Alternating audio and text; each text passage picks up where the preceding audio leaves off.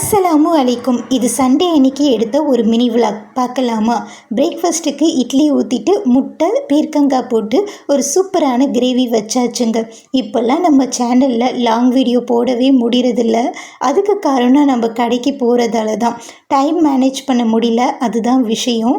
So இப்போ நம்ம பார்த்திங்கன்னா ஷார்ட்ஸாவது அப்லோடு பண்ணலாம் அப்படின்ட்டு நினச்சி போட்டுட்ருக்கேன். கண்டிப்பாக உங்களுடைய சப்போர்ட் எனக்கு தேவைங்க. சரி, வீடியோக்குள்ளே போகலாம். பிரேக்ஃபாஸ்ட் சாப்பிட்டு முடிச்சுட்டேன். ஹஸ்பண்ட் பார்த்திங்கன்னா கொஞ்சம் கிராசரிஸ் வாங்கிட்டு வந்திருந்தாங்க. அதுதான் இப்போ எடுத்து வச்சிட்ருக்கேன். இப்போல்லாம் பார்த்திங்கன்னா நாங்கள் மந்த்லி கிராசரிஸ் வாங்குறது கிடையாதுங்க.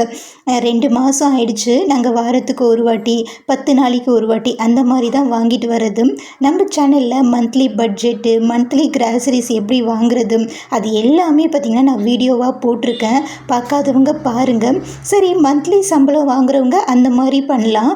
இப்போ டெய்லியும் சம்பளம் வாங்குவாங்க, வாரத்துக்கு ஒரு வாட்டி சம்பளம் வாங்குவாங்க. அவங்க என்ன பண்ணுறது அப்படின்னா, இப்போ நான் ஃபாலோ பண்ணிகிட்ருக்க மெத்தடை சொல்கிறேன் பாருங்கள்.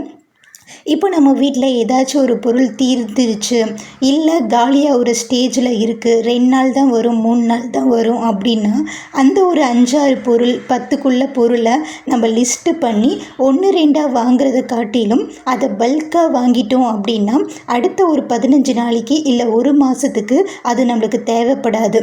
அடுத்த வாரம் அதே மாதிரி பார்த்திங்கன்னா வேறு எந்த பொருள் காலியாக இருக்குது நமக்கு தேவைப்படுது அப்படின்ட்டு 5-6 பொருளை லிஸ்ட் பண்ணி நம்ம ஒரு 500 ரூபாய்க்கு 600 ரூபாய்க்கு நம்ம வாங்கிட்டு வச்சிட்டோம் அப்படின்னா நமக்கு பார்த்திங்கன்னா அடிக்கடி கடைக்கு போகிற நேரம் இருக்காது.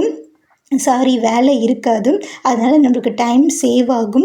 வேறு வேலை ஏதாச்சும் பார்க்கலாம். நம்ம அடிக்கடி போயிட்டு வரதால நம்மளுக்கு டிரான்ஸ்போர்ட் செலவும் மிச்சமாகும். ஸோ எனக்கு டெய்லியும் சம்பளம் தானே, நான் டெய்லியும் காய்கறி வாங்கிக்கிறேன், மளிகை சாமான் வாங்கிக்கிறேன் அப்படின்னு நம்ம நினைக்காம, நம்ம வீட்டில் எது தேவையோ எது காலி ஆகிடுச்சோ அதை ஒரு 5-6 பொருளாக லிஸ்ட் பண்ணி நம்ம வாங்கிட்டோம் அப்படின்னா நம்மளும் மந்த்லி பட்ஜெட் போடுற மாதிரி இருக்கும்.